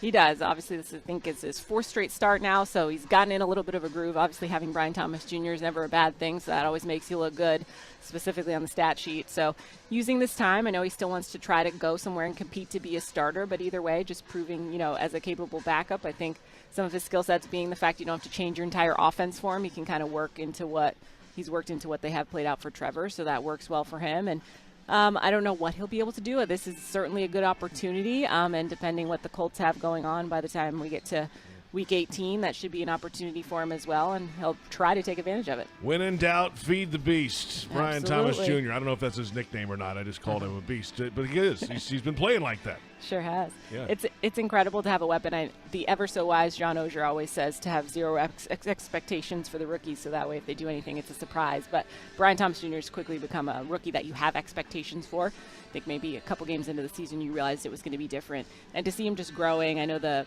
coaching staff's always been impressed with him, and just the fact that he's doing little things differently and picking things up just by being out there and practicing with other players. So it's not even stuff they necessarily wrote up for him. He's just picking it up naturally for himself. So ceiling is very high for him, and a good thing to watch here today. Kai, great talk. We'll see you later. Bye, guys. Kai Stevens joining us from EverBank Stadium, Jaguars reporter. We've got plenty ahead, closing in on inactives, about 15 minutes away. We'll get those to you. Up next, though, we'll hear from pride of the Jaguars running back, Fred Taylor. A bonus edition of Freddie T today. His take on today's game for the Titans and the Jaguars, a 1 o'clock kickoff time. This is the Publix Tailgate Show on Jaguars Radio. It's game time, Jaguars fans, and Publix knows that football is all about pairings. A high-scoring offense paired with a stingy defense. A rocket-armed QB paired with a dynamic wide receiver. And at Publix, you can pair hot deli chicken tenders with savory dips, delicious sub platters with ice-cold beverages, and you can pair these tailgate essentials with an entire parking lot full of Jaguars fans chanting, Duval! Gear up for your tailgate at Publix, the official supermarket of the Jacksonville Jaguars. You've been putting back a few, and a few becomes a few too many. For a moment, you think of calling for a ride, but nah, you live nearby. What's the worst that could happen? You get pulled over, your insurance goes up, you lose your license, you total your car, you kill someone. The results of driving drunk are tragic. That's why law enforcement is out there looking for impaired drivers to save lives. So if you think you're okay to drive after a few drinks, think again. Drive sober or get pulled over. Paid for by FDOT. It's storm season, and JEA is committed to keeping you informed. In the event of a storm, we'll text and email you about the status of your services. We use Facebook and Twitter to post real-time updates. Our live outage map on JEA.com lets you track restoration progress. And as crews work to restore services, our storm outreach team will be in local neighborhoods to answer your questions. Because as your community utility, JEA is here to keep you safe and connected. Your community, your utility. Feeling hungry, Jaguars fans? Fuel your Duval energy with a delicious Stallmeyer all-beef hot dog on game day as you support your Jacksonville Jaguars. Whether you're at the game or at home, it's not game day without a Stallmeyer all-beef hot dog made in Florida. Stallmeyer all-beef hot dogs will fuel your energy to help bring on a victory for the Jacksonville Jaguars. Stallmeyer all-beef hot dogs are available at your local Publix supermarkets. Don't feel hungry, Jaguars fans. Fuel your energy with the official hot dog of the Jacksonville Jaguars. Stallmeyer. Unlock your potential at the University of North Florida. A beautiful campus with an inspiring environment for learning, UNF is a key partner to Florida's booming industries, providing students with direct access to internships and jobs. Set a new course at UNF and soar into your future. Visit unf.edu to learn more. Hey fans, it's Tyson Campbell, cornerback for the Jacksonville Jaguars. This season, your game day is getting even tastier with Al's Pizza in the stadium. And every time we get a pick, you'll score. If the Jaguars get one interception, you'll enjoy buy one, get one free pizza at any Al's Pizza location Monday through Thursday after the home game. 2 interceptions, a free dessert. And 3 interceptions, that's a free appetizer. Just tell them you want the Jags pick. Up your game and get your Al's Pizza at the game or any of their locations.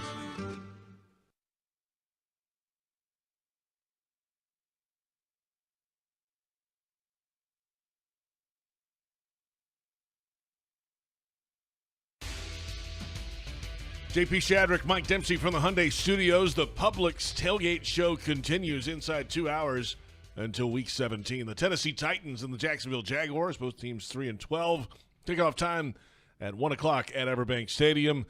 It is Week 17, and it's already been Week 17 since Wednesday. Mike, a lot going on around the NFL. Yeah, we won't go back that far, but the NFL did play a triple-header yesterday with a lot of playoff implications on the line. The Chargers started the day with a 40-7 smashing of the New England Patriots. Justin Herbert threw 3 touchdowns, including 2 to Ladd McConkey, as the Bolts locked up a spot in the postseason. In the second game of the day, the Cincinnati Bengals kept their postseason hopes alive with a 30-24 victory over the Denver Broncos. Joe Burrow threw for 3 touchdowns, all those to T. Higgins, including the game winner in overtime. Burrow also ran for a score there. Cincinnati still needs to beat Pittsburgh in Week 18 and have the Broncos lose to the Chiefs, and the Colts and Dolphins to each lose at least one of their final 2 games in order for the Bengals to claim a playoff spot. And then in the nightcap, the Rams put themselves on the brink of the NFC West title with a 13-9 win over the Cardinals. That was clinched when LA's Ahkello Witherspoon intercepted Arizona quarterback Kyler Murray in the end zone on the Cardinals' final drive. Now, with the Texans losing on Christmas Day and the Jags and Titans going head-to-head, only one other AFC South team is in action today, and that's the 7-8 Indianapolis Colts, who are also still alive in the playoff hunt. They need to win out and get some help to get in. Indy will face the 2-13 New York Giants today without starting quarterback Anthony Richardson, who's dealing with multiple injuries, including a back issue. Joe Flacco gets the start for the Colts, who will host the Jags, of course, in the regular season finale next week. Now, Richardson, despite an injury-plagued season that included him getting benched for a pair of games when he was healthy, is still seen as the presumptive starter for Indianapolis in 2025. The Colts have reportedly been pleased with how he responded from the benching before Week 9 and how his attention to detail and preparation has increased as a result. Meanwhile, in the NFC, Sunday Night Football tonight features a matchup of teams trying to lock up postseason berths. The Washington Commanders can secure a spot with a win or a tie, or a Tampa Bay loss or tie earlier in the day. Meanwhile, the 8-7 Atlanta Falcons will claim the NFC South title with a win coupled with a Tampa Bay loss. The Bucs, meanwhile, play Carolina earlier in the day. The Panthers will be without running back Chuba Hubbard, who was placed on injured reserve yesterday with a calf injury. He's been having an outstanding season. And finally, former Jaguars Fred Taylor, and let's not forget Torrey Holt, played here for a year, were named among the 15 finalists for the 2025 class of the Pro Football Hall of Fame.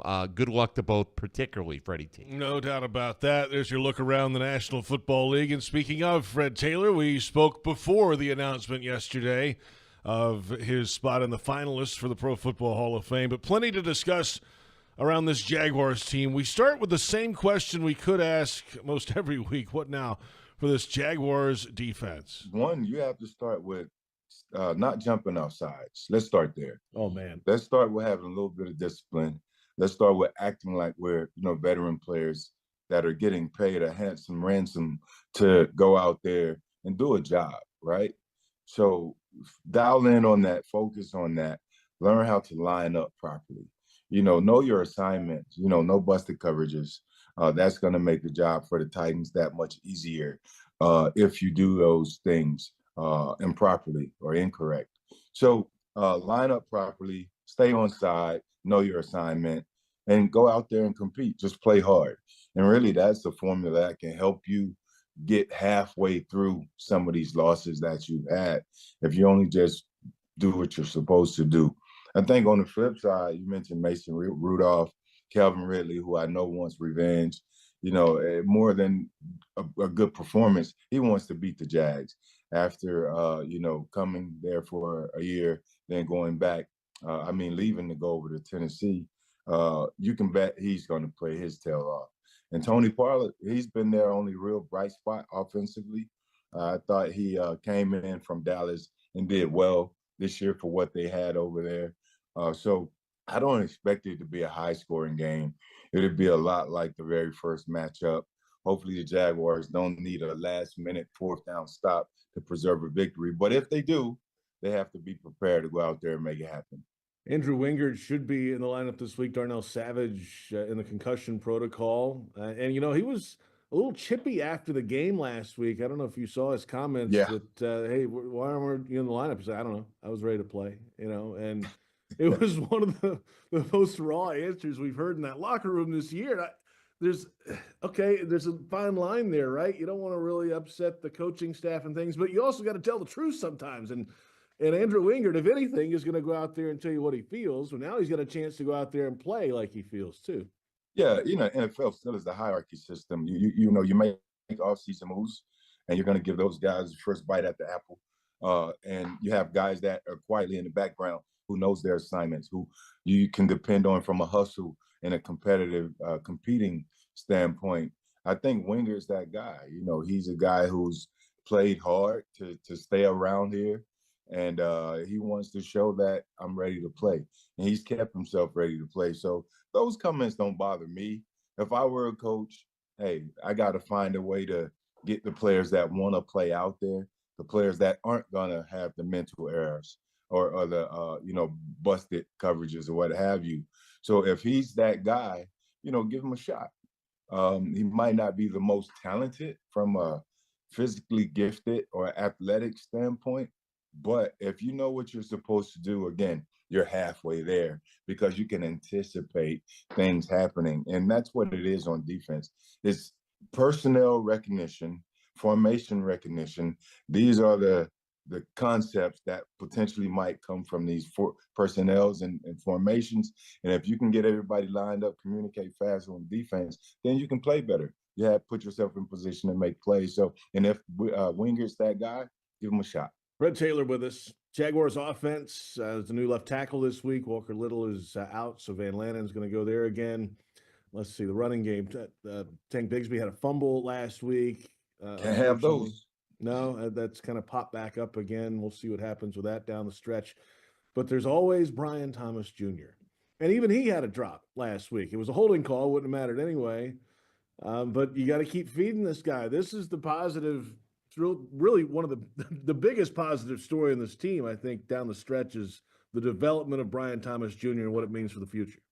Yeah, I mean, he's an outstanding talent. He's crushing a receiving record each and every week. I was asked if he's the next Jimmy Smith, and simply put, I said he has a lot of work to do. But I love the potential. I love the upside. You have to continue to feed him. Double-digit targets per game should be a goal of the offense coordinator. And hopefully they can get the offense inspired behind his play. Yes, we don't want to see any drops from our receivers, especially beautiful deep balls that they laid out for him last week. But he bounced back, I thought. I thought he bounced back, continued to get open, hauled one in, didn't get frustrated by that one miscue there. In the running game, Tank can't fumble the ball. Travis still waiting to see something. I don't know what it is. I'm trying to figure it out. I can go and watch a ton of film, possibly figure it out. But as of now, just looked like his confidence is a bit shattered, potentially soaking, not understanding why he's not performing well, why he's not getting, those carries, those touches. And you need that sometimes. But if Tank keeps fumbling, he's going to be forced to get the touches. That's just how it goes, and he has to be ready. So hopefully they can put something together, man, figure it out. But again, I think this could potentially be a low-scoring game. I don't know, a 17-10 type matchup with a Jaguars win. Well, it was last time. It was, 10-6 was the final? 10, yeah, something like that. But I think, a lot of times in these divisional matchups, when you know each other so well, you can either go lower or guys can anticipate things happening and make busts. And, that sometimes leads to scores. So still, overall, I think it'll be pretty low-scoring game. That's Fred Taylor, pride of the Jaguars running back, Pro Football Hall of Fame finalist for the second year in a row. And the full conversation with Freddie T available now on the official Jaguars Podcast Network and Jaguars YouTube. Up next, inactives are due. We'll get those to you. And a pregame huddle up with Bucky Brooks and John Oehser in the broadcast booth. And we're closing in an hour and a half away from the 1 o'clock kickoff time for the Titans and the Jaguars. This is the Publix Tailgate Show on Jaguars Radio. It's game time, Jaguars fans, and Publix knows that football is all about pairings. A high-scoring offense paired with a stingy defense. A rocket-armed QB paired with a dynamic wide receiver. And at Publix, you can pair hot deli chicken tenders with savory dips, delicious sub-platters with ice-cold beverages, and you can pair these tailgate essentials with an entire parking lot full of Jaguars fans chanting, Duval! Gear up for your tailgate at Publix, the official supermarket of the Jacksonville Jaguars. You say there's nothing quite like the feel of the open road when you ride a motorcycle. You know it takes concentration, knowledge, and skills beyond those required to drive a car. Ride Smart Florida would like to take this opportunity to remind you to enjoy the road, but to always ride smart. S-M-A-R-T. Say no to drinking and riding. Make yourself more visible to motorists. Always wear your helmet. Ride in control. Train regularly and get endorsed. Visit ridesmartflorida.com for more details. Do you ride smart? This message is provided by the Florida Department of Transportation. Hey Jags fans, Extreme isn't always about heat, it's about flavor. And 505 knows flavor. So wake up those sleepy taste buds with 505's new lineup of premium craft salsa. Powered by the bud-kicking boldness of fire-roasted Hatch Valley chilies, 505 sauces are more than enough to bulk up any simple spread. Ignite your sense of boldness with 505's all-new assortment of fiercely fiery flavors featuring 505's new black bean and corn craft salsa. And of course, 505's award-winning flagship flavor, Southwestern style. It'll only take a minute, they said. But it took a minute to find the aisle with the cheese sauce, a minute to find the shelf with the cheese sauce, and a minute to text pictures of all the cheese sauces. Only to get the reply that, no, none of those are the right cheese sauce. You know what actually takes a minute? Figuring out who's going to DD so no one drives impaired after the game. Take a minute, make a plan, never drive impaired. Go to takeaminutenow.com. From Diageo, Mad, Uber, and the NFL. Please drink responsibly. Frank Frangie here. When you want barbecue in Jacksonville, you want Bono's Pit Barbecue. You can find Bono's locations all around town and on game day at EverBank Stadium, because Bono's is the official barbecue of the Jacksonville Jaguars. Over 70 years of authentic Southern Pit Barbecue. We are the local barbecue joint in BBQval for generations of people in Jacksonville. Go to bonosbarbecue.com to learn more, or call 904-880-8310 today. And remember, if you don't see a pit, it ain't legit. Jaguars fans, huddle up. Do you own a vehicle made in the last 10 years? If your car is outside of factory warranty or with no warranty coverage, get the best defense against expensive auto repairs with CarShield, the official auto protection partner of the Jaguars. With plans to fit every budget, CarShield helps you cover up to 5,000 parts and systems. Call 800-471-1223 now or go to carshield.com/Jaguars. That's 800-471-1223. Coverage varies by plans. View contracts and exclusions at carshield.com.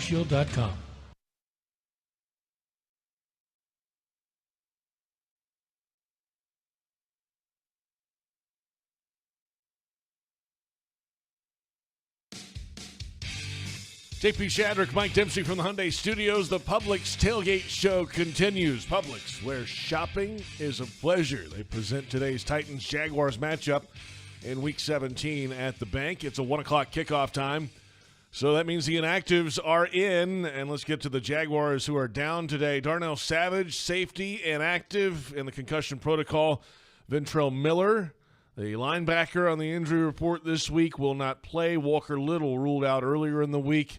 The left tackle will not play, so Cole Van Lanen makes the start at left tackle today. Esezio Tomewo, the defensive tackle, is out, as is defensive tackle Tyler Lacey. Those are the 5 down for the Jaguars today. Joe Giles-Harris, who was signed this week, is active for the Jags. 7 out for the Titans, including a bunch of starters. Running back Tony Pollard will not play at over 100 yards the last time these two teams met, so Tajay Spears will get the start there. Pair of starting offensive lineman guard Dylan Radens and tackle Nicholas Petit-Frere will not be available for the Titans. Safety Amani Hooker in that category as well as their kicker Nick Folk, as well as a pair of backups, JP, linebacker Otis Reese IV, and wide receiver Jaquan Jackson not suiting up today for Tennessee. The inactives are in. It's time now to welcome in Jaguars radio field analyst, NFL Network analyst Bucky Brooks, Jaguars.com senior writer John Oehser. It's a pregame huddle-up conversation ahead of the Titans-Jaguars matchup, Week 17, late in December, final game of the calendar year, Bucky. 3-12 teams battling it out in the AFC South. Good morning. Hey, man, I love the energy that you bring in, JP. I love the fact that we have a rivalry game. Two teams that don't like each other, throw the records aside because it doesn't matter. So it's all good. Sure. Yeah, it's come on, J.O. They're going to play it, and there's some pride on the line. And all kidding aside, there are Jaguars fans, understandably so, that this is a very, very important game to play the Tennessee Titans. So, I think players feel that a little, and I think we'll see some of that on the field today. We can do hours and hours of pregame, and we'll never have better analysis than they're going to play it. Well, they're going to play it. I mean, I checked with the league. I called the league. I sent texts. Yeah, 1 o'clock. They are going to play it. 1 o'clock, they're going to tee this thing off, whether you like it or not. Yeah. It would help if they could get the defense getting their hands on the football, guys. It's been an issue all year long. Only 8 turnovers created. Maybe a little bit of sloppy conditions out there that could help, I suppose. But, why can't the Jags, even understandably, they're not leading in many games, but they still get pressure far less than a lot of teams in the National Football League. Bucky, how do you see the issue developing and moving on in the future? Well, I mean, some of it is, you can say schematic, some of it is personnel, but whatever it is, it hasn't been good enough. A lot of times to be able to get after the passer, you have to tilt the game in your direction, meaning either you're playing with the lead or you get a splash play early to throw the opponent behind the sticks, and the Jags certainly haven't been doing that. They haven't jumped out in front, and they haven't been winning on early downs to force people into obvious passing situations. And so without that, the turnovers do become more random because you can't dictate and create the pressure that you need to force the mistakes. The Jags got to stop the run early. They got to get after it. They got to find a way to ratchet up the pressure. But, look, man, you need your best players to be able to get it done. So Trayvon Walker, Josh Hines-Allen, and others need to step up to the table. Yeah, Bucky touched on a lot of it. I mean, if you don't stop the run on early downs, it's much harder to rush the passer on 3rd and 3 than 3rd and 10. So that's part of it. Part of it, as you, Mike, mentioned, they don't lead very much. The secondary, this is news, but they're not often very close to people. So, when you give up a lot of big plays, even when you're supposed to have the opportunities, they've also dropped a couple. And I also think, we saw last week a hint of a good start from Mason Smith. They haven't gotten very much interior pressure. So even when Trayvon and Josh, who I think are good players who have for the most part played well, their pressure doesn't matter as much when you don't get interior pressure. So I think those are the things. But, the second, this team, as you guys mentioned, 8 turnovers. Well, guess what? One of them was on special teams. Mm-hmm. So 7 turnovers in 16 games, that's rough. Man, that's horrible. It's hard to win. It's hard to win takeaways. It's the biggest deciding factor in games, the turnover battle. And we're not taking the ball away. That's why we haven't won a lot. 5 straight games. Yeah, and I think the franchise low is 9, so unbelievable. A couple weeks away from. We got to get moving. See if we can get a turnover or two at least to get over that number. Bucky Brooks, John Oehser with us at EverBank Stadium for a pregame huddle-up conversation. Speaking of giveaways, Mac Jones has given the ball away a bunch on the other side of the field here. 7 interceptions in his time on the field for the Jaguars this year, and we ask this most every week. How does he settle in? I mean, it helps if you throw it towards Brian Thomas Jr. That seems to be really the big positive thing going on for the Jaguars as a team overall is the development of Brian Thomas Jr., guys. Yeah, he's terrific, man. He is everything that you could hope for in a number one receiver, and he established himself quickly. Hopefully in a year or so we'll look at this as like the silver lining to what was a very an awful season. But Brian Thomas Jr. have an opportunity to play as the number one with Christian Kirk and Evan Ingram out will not only give him the reps and experience that he needs, but it allows the when we think about the future and how this offense needs to be constructed, to be built around him as the primary option in the passing game. So excited about that. But he is as talented as they come, and he's only getting better each week. Yeah, and we've heard some very intriguing things. JP, I think you were in both pressers that I'm going to refer to about Brian Thomas Jr. in recent weeks. Press Taylor a couple weeks ago talked about how quickly he picks up things in meetings, how smart he is, how football smart he is. That's really encouraging because you get the idea – most rookies, even when they perform, haven't really scratched the surface in terms of understanding the subtleties, route running, reading defenses, all that. It certainly sounds like he is going to develop rapidly on that. And then guess what? How good is he? And the approach to the game, his professionalism has been off the charts from the start. They haven't had to teach him anything on that front. Those things mean a lot. And if you're this good, this quick, sort of naturally, which you get the idea it is, just think when he really learns how to be a pro, which he already is, but when he learns, and gets on a fast track, this has a chance to be an all-pro kid.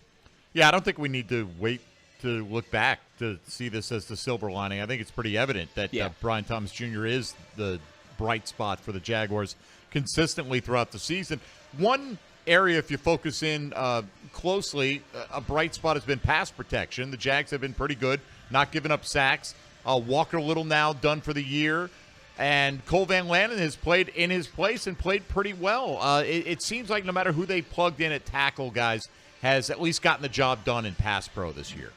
Yeah, they've done a really good job in pass protection of late. And when you think about how an offensive line has to come together, it normally takes 4 or 5 weeks. And after the removal of, Cam Robinson, this unit has really kind of picked it up. And we've seen this team not only move the ball effectively passing, but they've been able to run the football a little bit, and it's because the unit has really gelled. But you're right. The left tackle spot or on the edges, they've done a really good job of late of protecting the quarterback, and so that's something that you certainly want to build upon. Yeah, I think they've been really good in pass pro. I don't know that I'm as up on them in a run as Bucky, but I'm not saying they're dominant. I'm saying they've been better. Well, better from bad is what? Okay, I will give you better from average. Bad. But it should be noted that they've been a really good pass blocking line. And Cole Van Lanen, look, JP knows where I'm going with this. His Pro Football Focus bust that he got in August when he was evidently the best player, but he sort of backed it up, right? So that's important because as you go into the offseason, if you like Cole Van Lanen as more than a guy that you throw in, if you trust him to be one of your top 8, I believe you need 8. If you trust him to be that, then it's one less thing that you have to worry about in the offseason, be it mid-round draft, veteran free agent that's not as high profile as the others. So that's an important thing to see the last 2 weeks. Yeah, no doubt about that, guys. All right, good luck with the weather. It's apparently closing in here in the next little bit, so we'll see if we can get through it and get the game going on time today, guys. Have a great one. All right, man. Guys, thanks. Bucky Brooks going to be in the middle of that weather today on the sideline, by the way. Check out the weekly Huddle Up with Bucky Brooks show Wednesdays at 4 on Jaguars.com, and the Jaguars YouTube channel will be back after the new year, not one this week. Plenty ahead. We're back in a moment. We're closing in on Jaguars Radio Network coverage. That's about 20 minutes away. Countdown to kickoff starts at noon Eastern. Up next, a fantasy forecast. Frank Franzi in the broadcast booth. The Titans and the Jaguars coming up. And this is the Publix Tailgate Show on Jaguars Radio. It's game time, Jaguars fans, and Publix knows that football is all about pairings. A high-scoring offense paired with a stingy defense. A rocket-armed QB paired with a dynamic wide receiver. And at Publix, you can pair hot deli chicken tenders with savory dips, delicious sub platters with ice-cold beverages, and you can pair these tailgate essentials with an entire parking lot full of Jaguars fans chanting, Duval! Gear up for your tailgate at Publix, the official supermarket of the Jacksonville Jaguars. You say there's nothing quite like the feel of the open road when you ride a motorcycle. You know it takes concentration, knowledge, and skills beyond those required to drive a car.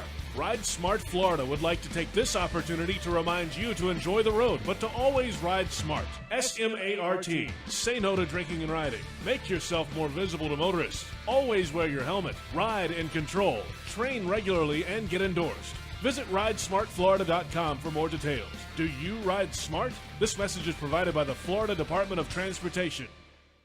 Touchdown at Jaguars away games when you fly nonstop from Jacksonville International Airport.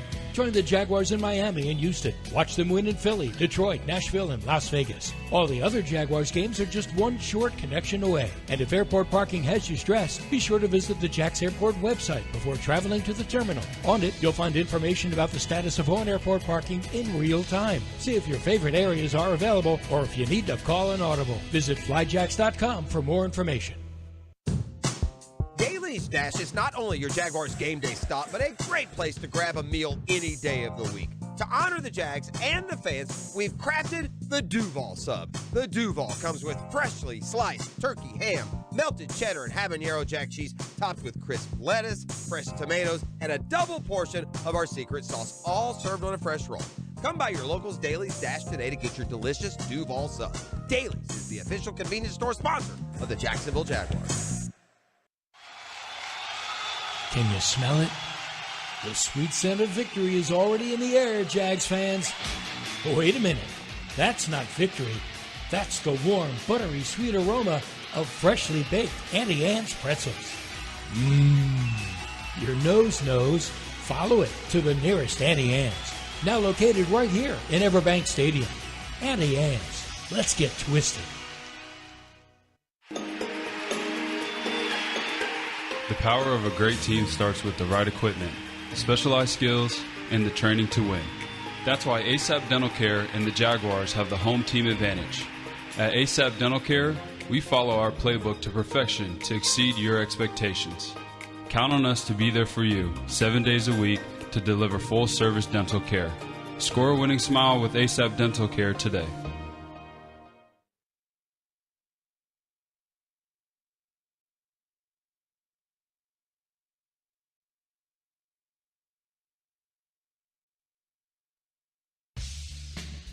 This is the Publix Tailgate Show. JP Shadrick, Mike Dempsey from the Hyundai Studios of the Miller Electric Center. The Tennessee Titans and the Jacksonville Jaguars, both teams 3-12. And the kickoff time set for 1 o'clock at EverBank Stadium in Week 17. Fantasy forecast time, Mike. We're getting late in the season. We are getting very late in the season. Tons of injuries coming into this week. Guys going on IR. Usually you deal with this in the final week of the season. This is championship week for most fantasy football leagues, and depending on who you played against, you might be in a big hole. T. Higgins was ridiculous yesterday. So was Joe Burrow, Lad McConkey. Plenty of guys had big games, but on the other side, plenty of guys had snoozers over the 5 games that have been played, or 6 games actually that have been played so far. Here are some of the people you need to know about if you are finalizing your fantasy lineups for championship week. Devontae Adams was questionable to play for the Jets. He is up and active for them, although wind gusts in that game supposed to blow up to 45 miles an hour, so that might be tough conditions to throw the football consistently. On the other side, Josh Allen will not have Curtis Samuel to throw to. He's not really on the fantasy radar, but nice to have all your weapons on hand if you are Allen. For the Saints today, a litany of players who won't play, but we'll start with one who will. Marquez Valdez-Scantling returns. He was questionable to go, didn't play last week, but we already knew the Saints were going to be without Derek Carr, Alvin Kamara, and Chris Olave. They suffered the first shutout of any team of the season last week. Can't see them scoring many more points, even though it's the Las Vegas Raiders that they're going up against today. Indianapolis will be without quarterback Anthony Richardson. He's out with a foot issue and a back injury as well. Joe Flacco will start in his place against the New York Giants, who currently sit in the pole position for the number 1 pick in the draft. Malik Neighbors was questionable to go. He is going to play today. Tyrone Tracy didn't practice all week. He wasn't even on the injury report for the Giants. So they're rolling these guys out there under these conditions regardless. For the Dallas Cowboys, CeeDee Lamb has been ruled out for the season and obviously then won't play today against Philadelphia, nor will Jalen Hurts. Kenny Pickett is the quarterback today for the Eagles, and he is, in his time playing in Philadelphia this year, concentrated heavily on throwing the ball to A.J. Brown. Of course, Saquon Barkley chasing the all-time rushing record. Those guys should definitely be in your lineup. Chuba Hubbard went on injured reserve for the Carolina Panthers. It's going to be a split backfield, and I don't recommend anybody coming out of that backfield as a fantasy play today. Xavier Legette is active for Carolina. Cade Otton and Sterling Shepard both ruled out for the Bucs in that game. We already mentioned Tony Pollard won't play today against the Jacksonville Jaguars, although Tyler Boyd, who was questionable, will go. In the 4 o'clock window, this is where you got to worry.